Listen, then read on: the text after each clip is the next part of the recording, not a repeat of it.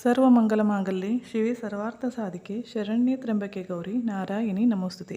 ನಮಸ್ಕಾರ ಎಲ್ಲರಿಗೂ. ದೇವರು ಎಲ್ಲರನ್ನೂ ಚೆನ್ನಾಗಿಟ್ಟಿರಲಿ ಅಂತ ಪ್ರಾರ್ಥಿಸ್ತೀನಿ.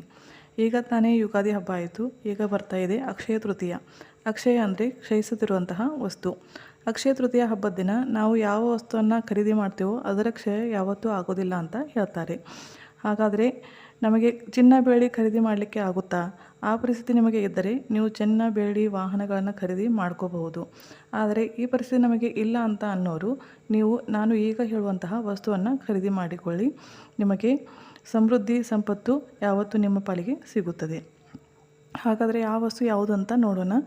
ನಾವು ಅಡಿಗೆಯಲ್ಲಿ ಡೈಲಿ ಯೂಸ್ ಮಾಡುವಂತಹ ಉಪ್ಪು, ಆದರೆ ಅದು ಪುಡಿ ಉಪ್ಪು ಆಗಿರಬಾರದು, ಕಲ್ಲು ಉಪ್ಪು ಆಗಿರಬೇಕು. ಕಿರಾಣಿ ಅಂಗಡಿಯಲ್ಲಿ ಅಥವಾ ಮಾಲ್ನಲ್ಲಿ ನೀವು ಕಲ್ಲು ಉಪ್ಪು ಸಿಕ್ಕರೆ ಅದನ್ನು ಅಕ್ಷಯ ತೃತೀಯ ದಿನ ಖರೀದಿ ಮಾಡಿ ಮನೆಗೆ ತೆಗೆದುಕೊಂಡು ಬನ್ನಿ.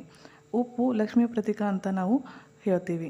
ಆ ದಿನ ನೀವು ಉಪ್ಪನ್ನು ಖರೀದಿಸಿದರೆ ನಿಮಗೆ ಯಾವತ್ತೂ ಕ್ಷಯಿಸದಂತಹ ಸಮೃದ್ಧಿ ಸಿಗುತ್ತದೆ ಮತ್ತು ನಿಮ್ಮ ಮನೆಯ ಸಾರ ಹೆಚ್ಚುತ್ತಾ ಹೋಗುತ್ತದೆ. ಅಕ್ಷಯ ತೃತೀಯ ನಿಮಗೆಲ್ಲ ಶುಭ ತರಲಿ. ಬೈ. Take care.